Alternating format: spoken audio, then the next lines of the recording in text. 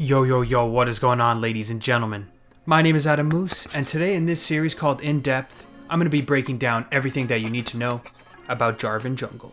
I love a challenge. Jarvan is one of the oldest champs in League's history, who's been a staple in the meta for years. With some recent buffs and item changes, Jarvan is back to being a monster pick in the Season 11 meta. If you enjoy the content, it really helps me out if you could leave a like and comment on the video to help your boy out with the YouTube algorithm.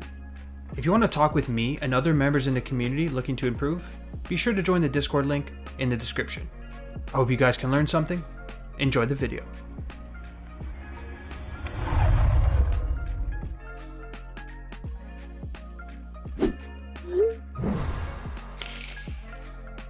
Abilities. Jarvan's passive is called Martial Cadence.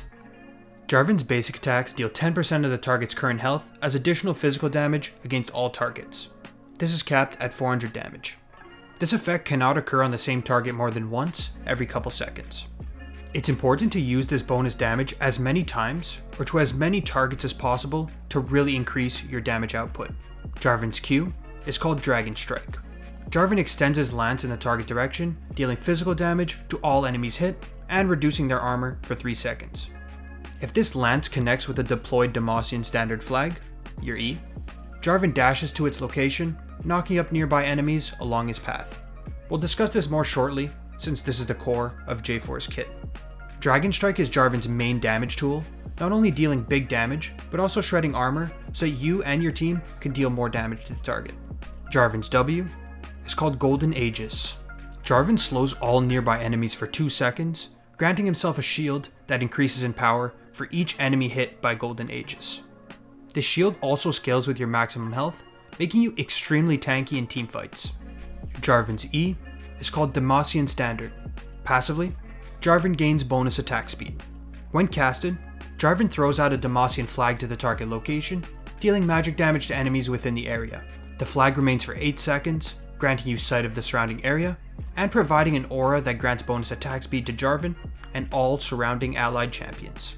This ability seems very useless at first, but it's extremely valuable in teamfights since giving your entire team bonus attack speed is very powerful, especially if you have hyper carries to support. Jarvan's ultimate is called Cataclysm. Jarvan leaps, immune to any displacements to the target enemy champion's location, dealing massive physical damage to all nearby enemies upon arrival. On impact, J4 creates a circle of impassable terrain that lasts for 3.5 seconds. You can also destroy the terrain yourself by recasting Cataclysm. This is a very powerful tool, not only for the damage, but for the utility it brings to single out and lock down important enemy carries. For ability maxing, Jarvan Jungle pretty much always maxes Q first, E second, and W third. Maxing W second can be viable into heavy burst teams, but in most cases the extra E attack speed is stronger. Runes. Now that we have an understanding of how Jarvan's kit works, let's discuss his best rune setups for Season 11. In all honesty, Jarvan's rune choices are pretty small, since the ones I'm going to mention just fit him very well. Conqueror is the best keystone on J4 by far. The damage and sustain you get in extended fights is a no-brainer. The extra attack speed you get from your E also allows you to proc Conqueror very fast, making you surprisingly strong in duels. To close out the precision tree, Triumph and either Legend Alacrity for more DPS, or Legend Tenacity versus teams with a lot of CC. Coup de Grace is the best option to squishy teams for extra execute damage, while Last Stand is better in games with more frontliners since you can sustain up in more extended fights. For secondary, the option most commonly used in high elos and pro play is Inspiration. Magical Footwear and Cosmic Insight are just such a powerful set of runes, allowing you to speed up your build with free boots, and also getting that extremely crucial item and summoner spell haste from Cosmic Insight. Although I think Inspiration is the most consistent, Domination second can be powerful as well. Sudden Impact for extra burst, and Relentless Hunter for movement speed to allow for a fast-paced, ganking playstyle. If you're looking to play full burst Assassin Jarvan, Electrocute is actually a really fun rune that can snowball insanely hard with some early kills. For rune shards, attack speed, adaptive force, and either armor or magic resist depending on the jungle matchup are the standard choices. Items. Now that you've decided on your runes, let's talk item options for J4. For starters, Red Smite is going to be the best choice in most games for that increased dueling power. Although more rare, Blue Smite can be a good choice against very squishy teams or if you're going the full burst build. For boots, there are three main go-to options. Ionian Boots of Lucidity are the best offensive option, giving you the most playmaking potential. If you're in need of some defensive stats, Merc Treads are great for tenacity, and Plated Steel Caps are great versus auto attack based teams. For Mythic, Gore Drinker is by far the best option for most cases. It gives you damage, ability haste, and a ton of sustain with the active, which is needed when you're going all in. If Gore Drinker is not for you, I actually think tank builds with either Sunfire Aegis or Frostfire Gauntlet can be very powerful if you're going to be the solo frontliner on your team. If you want to one-shot some enemies, Eclipse and Prowler's Claw with the Electrocute build can be surprisingly effective into squishy team comps. Just keep in mind that if you go in and you don't kill them instantly, they'll turn around and instantly kill you. For core items, Sterax Gauge and Black Cleaver are all around great options in pretty much any game. Sterax for the great stats and anti-burst shield, while Black Cleaver is a great choice for more damage, ability haste, passive armor shred, and move speed on hit. From this point, the options are pretty wide open depending on the current in-game situation. It's extremely important to think about your build in every individual game since there's so many options.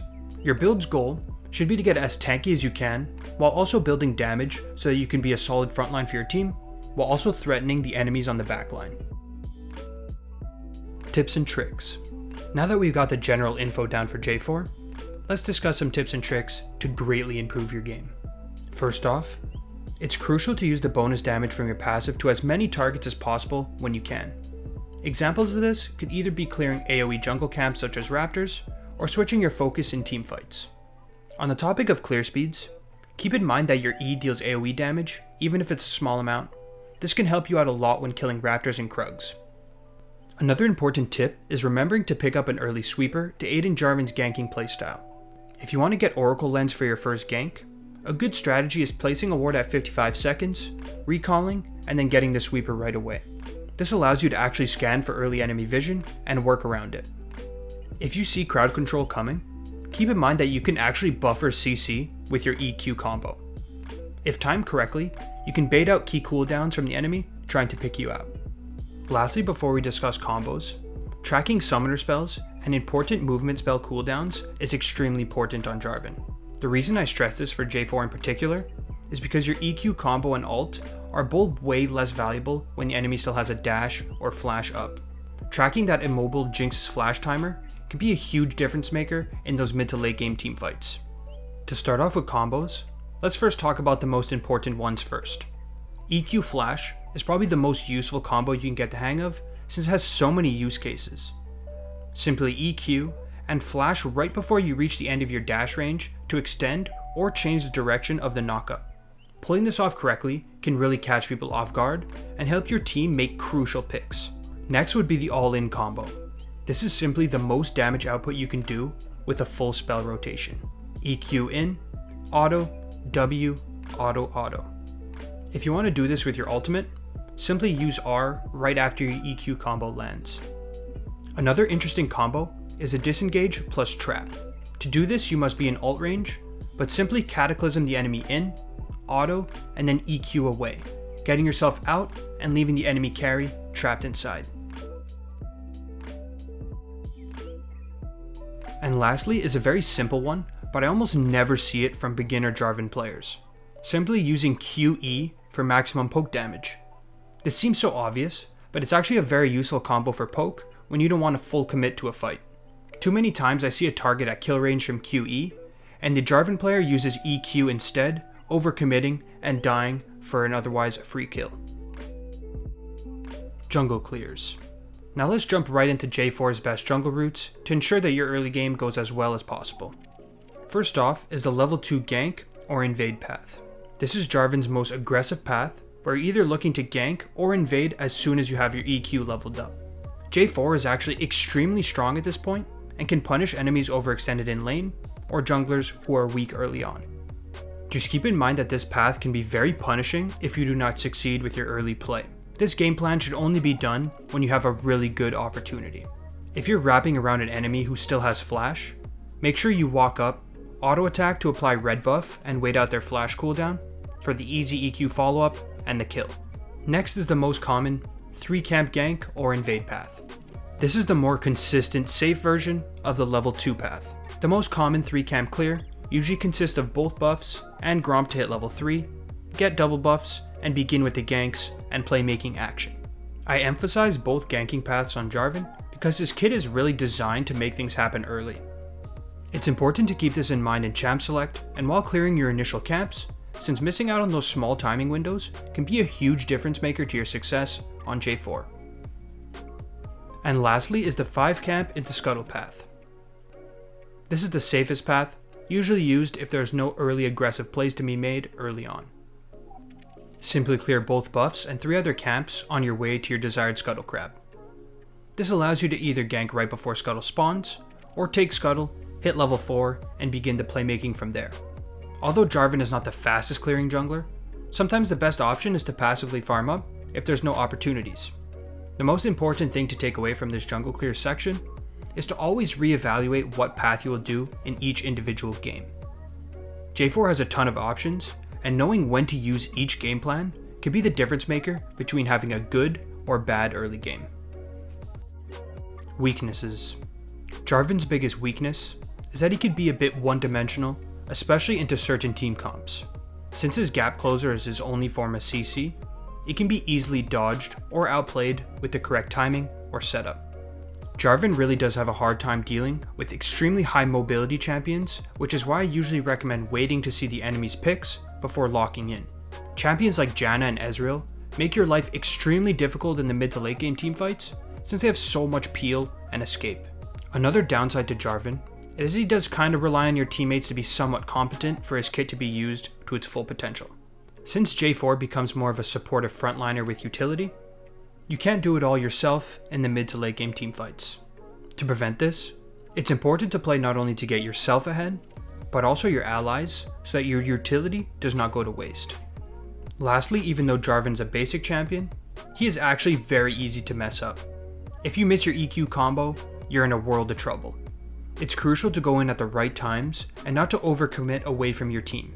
There's a very thin line between making decisive plays and straight inting. Learning this balance comes with time, but is key to your success. Strengths. And finally, let's discuss J4's strengths and what makes him a great pick in the jungle. First off is his extremely strong early game dueling and ganking power. The fact that your level 2 ganks are so strong makes it extremely difficult for the enemy to play aggressively in the early stages. If they step up too far, Jarvan's EQ combo is lethal. This is why top tier Jarvan players always seem to find some sort of creative angle in the early game. This is such a huge benefit, since if played correctly, you can take control of the game earlier than almost any other champion. Next is that J4 is extremely versatile in his playstyle, build, and game plan. You can build pure frontline for teamfights, bruiser for more scrappy brawls, or full damage to assassinate squishy carries. This all-around flexibility really lets the experienced Jarvan players shine, since they will know in which moments they should be switching up their build and playstyle to match the current game state. Although Jarvan's early game is his main strong point, he's actually a very solid teamfighter due to his engages and utility. Heading a multi-man knockup into Cataclysm can be a complete game changer in those crucial teamfights to decide the game. Lastly, Jarvan is actually one of the rare champions that is strong in solo queue, clash, and competitive play. The reason for this is because of his multiple different playstyle options. You can play fast-paced, ganking and punishing enemies in solo queue. You can play controlled, teamfighting over objectives in a coordinated team environment. And you can also act as a frontline and initiation for a team in competitive, where diving onto the enemy carry and locking them down can win your team the game. Mastering Jarvan's mechanics is easy. Learning how to adapt your playstyle on the fly depending on the current game is what really separates a mediocre Jarvan from a great one. That will do it for my in-depth guide on J4 Jungle. I appreciate you all for watching, and if you enjoyed, be sure to leave a like and subscribe to my channel for future in-depth videos. If you have any questions or opinions, be sure to leave them in the comments below. To show my appreciation for all of you who stayed to the end, I'll be giving away free coaching sessions every month to members of the Discord. Be sure to click the link in the description if you're interested. With all that being said, thanks again for watching. Until the next video, peace out.